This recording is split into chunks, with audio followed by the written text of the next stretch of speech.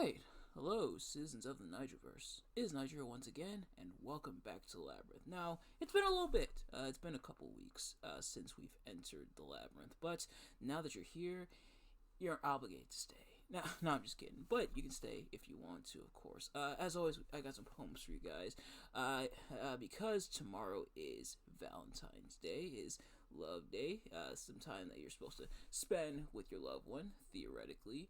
And I've got my Valentine right here. Yep, right here.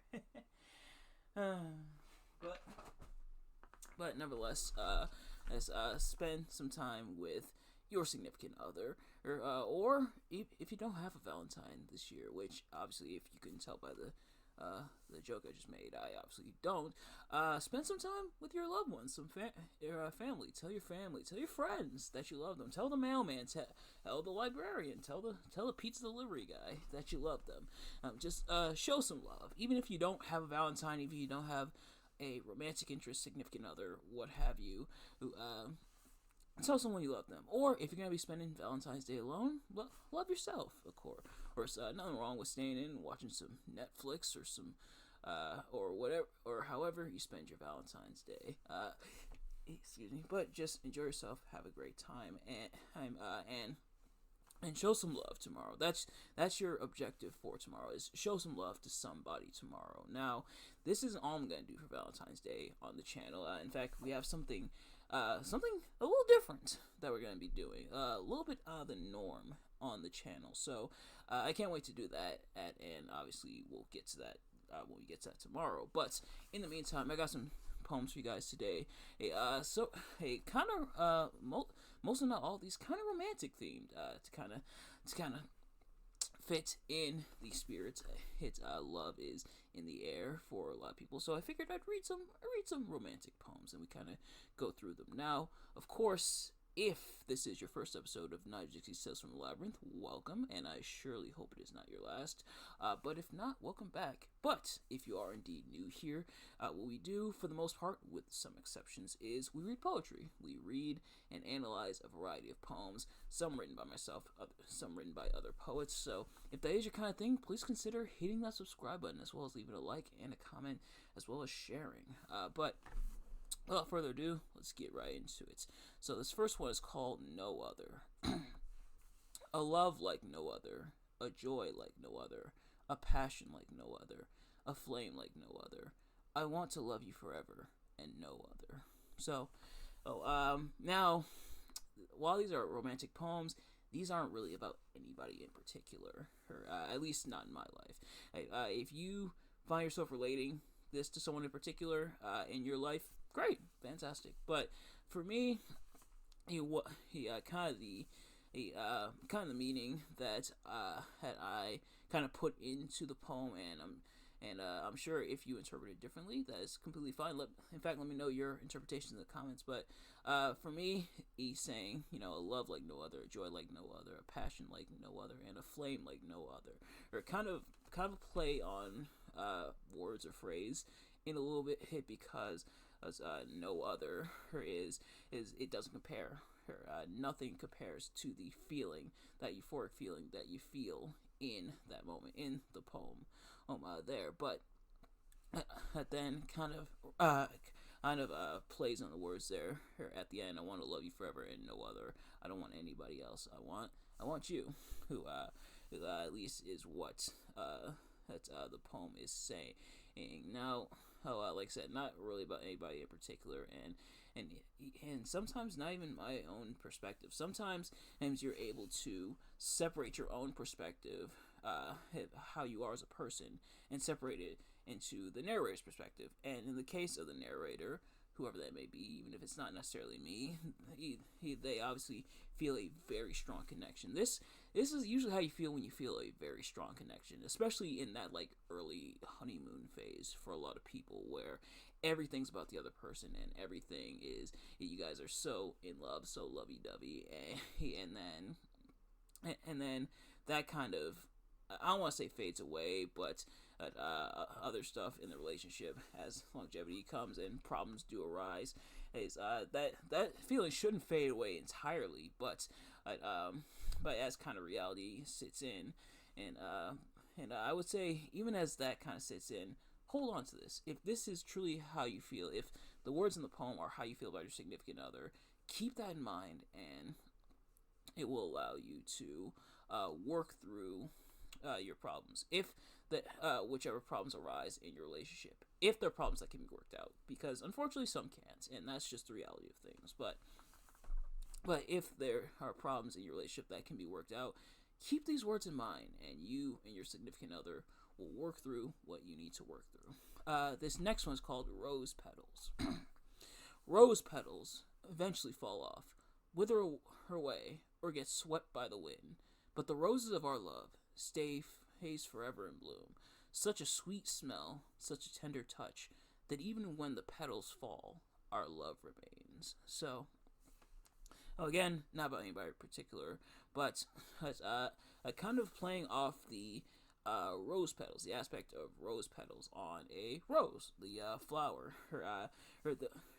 Those of you who have been on the channel for a little bit and have seen a few episodes of Tales from Labyrinth at this time know I love imagery, and I do like flowers. Flowers are very pretty, and imagery allows you to connect feelings and emotions to images and things that you're describing. I feel like it allows you to transport the reader into what you're feeling, into the scenario.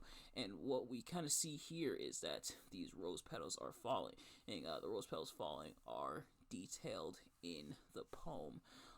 But even when the petals fall, our love remains. Even if all these rose petals fall off, straight up Beauty and the Beast style, our love will still remain. And because rose petals, that's physical, that's tangible. And oftentimes physical things eventually fade. Whether it be flowers, because of flowers eventually wither and die, or people, we age, we all pass away eventually. But even when the physical aspect of the rose is no longer there, the significance of it still remains. Even when the petals fall, our love remains. Even when all the petals are off this rose, my love for you will still remain. This next one's called This Love. This love toils like a hammer, strong and fierce, destroying obstacles, burning like a roaring flame, bright and powerful as a supernova, consuming everything else, radiating with energy, like electricity, surging through my veins, rushing like blood, mixing with emotion, mesmerizing like fireworks, lighting up this little world that you and I share. So, this is I think kind of similar to this one. This also definitely could describe like a honeymoon phase, but it could also describe a love that's been tried and tested, and it conveys some very strong emotion. And it's like saying this love toils like a hammer. Hammer, of course, are very strong, they're very durable, they're very sturdy, and they're very powerful. They symbolize like power and strength. And Hank is a hammer, strong and fierce, destroying obstacles. Was kind of playing off the image there. Think about a hammer. It can destroy things. It can build things up, of course, but it can also destroy things. If you take a hammer to a very weak wall, a strong wall is going to take some more time, but you take a hammer and put it through a wall, it's going to cause a dent. It's going to destroy a part of that wall. In this case, that hammer is destroying the obstacles.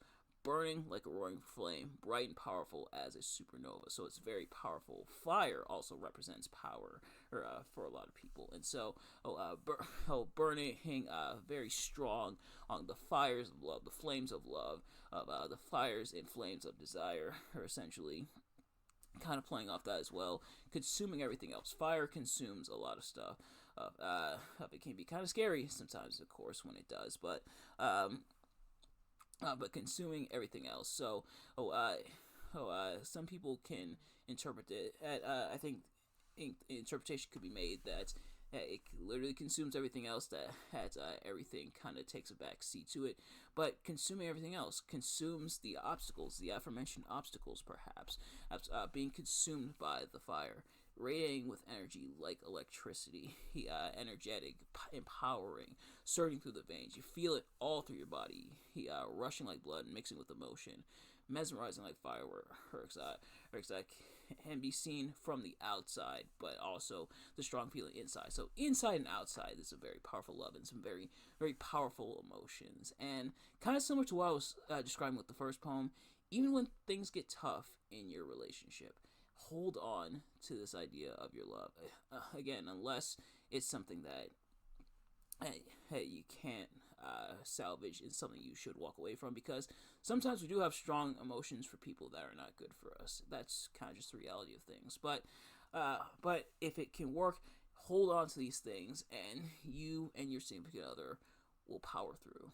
But this next one is called Pencil Letter, and this is by, and I know I'm gonna accidentally mispronounce the name, Irina Ratushinkaya. I believe that's how it's pronounced, and if I did mispronounce it, I do apologize. I know it won't be received or sent. The page will be in shreds as soon as I have scribbled it. Later, sometime, you've grown used to it, reading between the lines that never reached you, understanding everything, on the tiny sheet, not making haste. I find room for the night. What's the hurry, when the hour that's passed is all part of the same time, the same unknown term? The word stirs under my hand, like a starling, a rustle, a movement of eyelashes.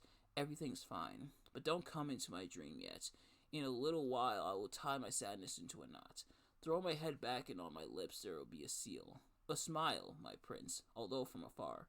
Can you feel the warmth of my hand passing through your hair, over your hollow cheek? December winds have blown on your face. How thin you are. Stay in my dream. Open the window. The pillow is hot.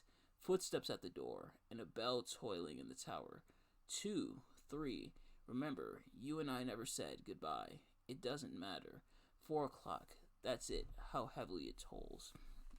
So a couple things I'm getting out of this. For starters, a bit of background, if you didn't know. Irina here did spend some time in a Soviet prison for being against the Soviet government, everything. So, kind of based off the language here, it can be interpreted that she may have wrote this while she was in prison. That being said, though, his part, I know it won't be received or sent. So, kind of writing the letter to herself, and for some people, that's a therapy technique. That being, write a letter to another person, in a person or a thing that you're trying to confront or face head on, without them actually receiving the letter. It's supposed to be for yourself and yourself alone. It's meant so that the other person doesn't read it, but you're able to get your feelings out, like essentially writing a letter to yourself that you're not intending for the other person to read. So I do see that aspect here. The time moving by could be related to the time in the prison, of course, but can you feel the warmth of my hand passing through your hair over your hollow cheek? So even if she can't be with this person physically, potentially being with this person emotionally, spiritually, in a way. She is kind of connected to this person. She is with the person that she is writing to here. So even if they're not together physically, they're there emotionally. Now, like I said, based off the language, it could be something that the other person's not meant to read, but kind of getting her feelings out there, and kind of reminding the person, hey, I'm still out there, I'm still thinking about you, I still care a lot about you, who even though they are apart for the time being, still having very strong emotions and feelings for this person. Now that's kind of what I'm getting out of it. But this last one's called Middle School Dance, and this is by Nicole Tallman. To all the boys who asked me to dance, and to all the boys to whom I said yes, and to all the steps we took, right and left, and to the one who bought me a corsage of roses to match my dress, and to the one who asked me if I wanted to kiss, and to the one I kissed even though I didn't want to kiss, and to the one who kissed the girl I really wanted to kiss. I wish my wishes were kisses. Now, Before I dive into it, kind of personal anecdote. I used to go to my middle school's dances. Sadly, I didn't get a kiss, but I used to go to my middle school dances. They were a lot of fun, and I do think in kind of that aspect of innocence is present in the poem. Like middle school dance, you're still relatively young. You're still trying to process and figure out your emotions because that's around the time of like puberty and stuff like that, where emotions and hormones are kind of hot. I'm not saying that's necessarily what's going on here, but it does have that level of innocence to it in a way. That being said, had this part here, reminiscing about what did happen, and to all the boys who asked me to dance, the boys she danced with, the boys that she kissed and everything. But then this last part, I wish my wishes were kisses, and tying back into the previous line, I really wanted to kiss, or we have to go a little far back. I didn't. If I wanted to kiss, into the one I kissed, even though I didn't want to kiss, and to the one who kissed the girl I really wanted to kiss, I wish my wishes were kisses. So, obviously, there was someone that she was into, who, at least being described in this poem, that there was someone that she was into, who I'm kind of going off the literal sense, and to now go into kind of the metaphorical sense, or proverbial sense, in a way, but, someone she really wanted to kiss is, someone she did kiss, but, there was a guy that really wanted to kiss her, and again, going back to that youth innocence, there were those girls or those guys, whichever your preference back then, and that you really, really wanted to kiss. You really wanted to be like, or maybe not even physically kiss, like literally, I should say kiss, but like somebody like, oh man, I want to go out with her, or man, I want to go out with him, and so kind of describing that there, but. And I also see this as a what if scenario. I wish my wishes were kisses. Who kissed the girl I really want to kiss? I wish my wishes were kisses. Kind of like thinking perhaps on what could have been. Oh, what could have happened if I got with that person, or what would happen if that boy kissed me. If I was kissed by that boy, would we go out?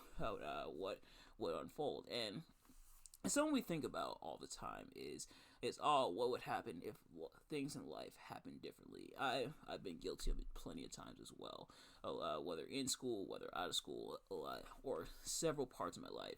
Oftentimes, I think about what happened and the decisions I made, but I also think about the decisions that I didn't make.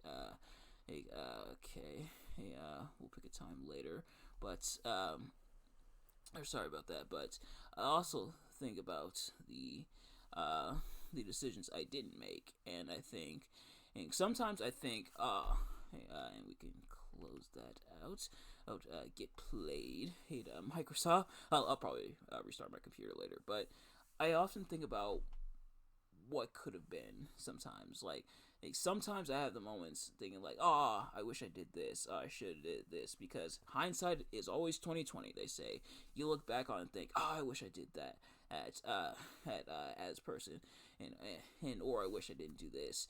And sometimes it can have a negative connotation. You kind of do feel kind of down about some of the things you wish you could have did, or I wish this happened differently. But then also there's things where I'm like, I'm glad I didn't do that, or I'm glad I didn't take that route, or I'm glad I didn't go do this or that.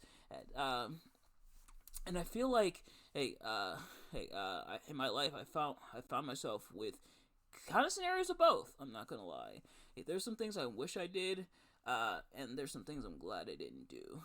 And that's kind of, I think, what's being described here is wish my wishes were kisses. There's things that I'm sure Nicole or the narrator, if Nicole isn't necessarily the narrator, if they're not one and the same, I'm sure there's some things that probably wish you could have did, or wish they did differently. And relating it to the kisses, like, I wish I kissed that boy, or I wish I kissed this boy, or whatever. But that can also be applied to life. I wish I did this, I wish I did that. And reminiscing is, I think, fun. fun sometimes, but also very important to reflect. But you don't want to get so caught up and wrapped up and stuck too much in the past, as because then you'll just be obsessed with the past and you won't move forward. So it's good to reminisce on the past and kind of where you came from, even if things didn't always turn out the way you wanted them to. But it's also nice to recognize, oh, well, I'm glad I know now kind of what I wish I knew then. And even if things didn't always go according to plan. But nevertheless, that's going to do it for this episode. Thank you all so much for watching. I hope you enjoyed. If you did, please do me a favor. Like, comment, subscribe, share with your friends, and turn on post notifications so you know every time I upload videos so you never miss an upload. And happy early Valentine's Day, everyone.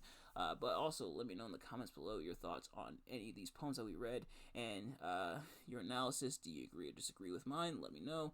Thank you all so much for watching. I'll see you guys later. Peace and love. No.